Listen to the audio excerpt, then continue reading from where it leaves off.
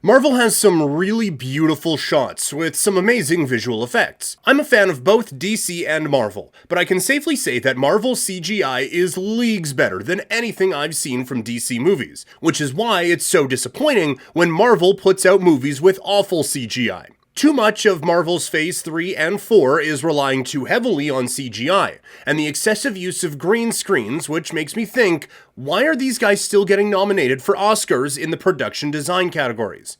Marvel CGI has declined, and that much is clear.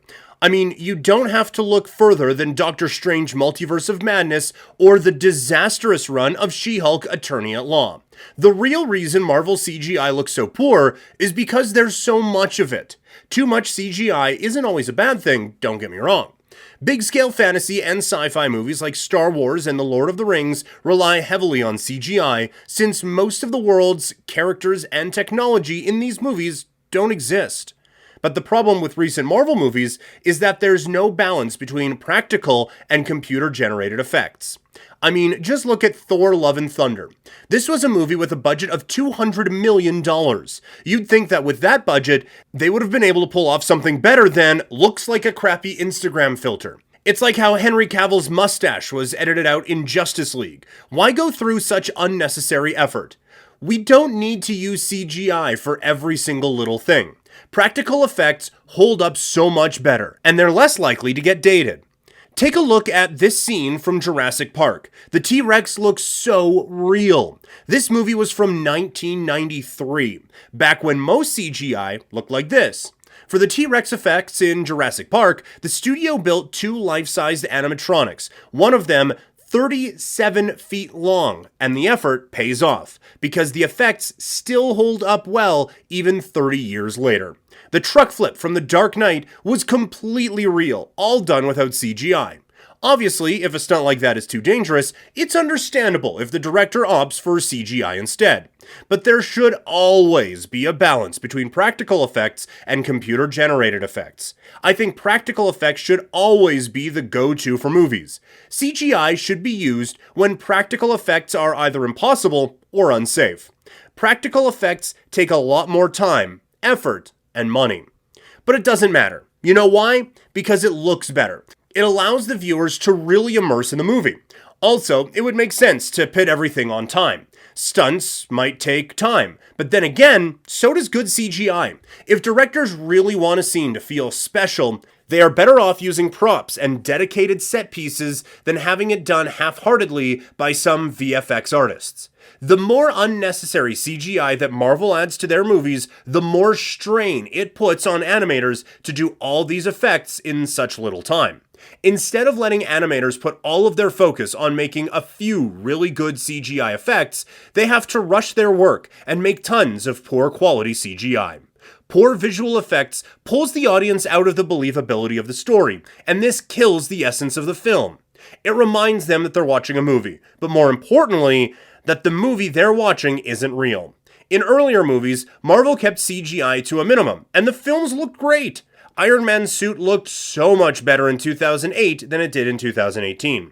Granted, the stories weren't as expensive as they are now. The original Iron Man didn't have to fight aliens on strange planets. But still, Iron Man's suit looks so much cooler in his original movies than it does in Infinity War. That's because in the first Iron Man, his suit was partly real. Most of the suit was physical with CGI enhancements back then, but by Infinity War, it was shoulder pads and little tidbits on the arms and chest with the CGI taking care of the rest.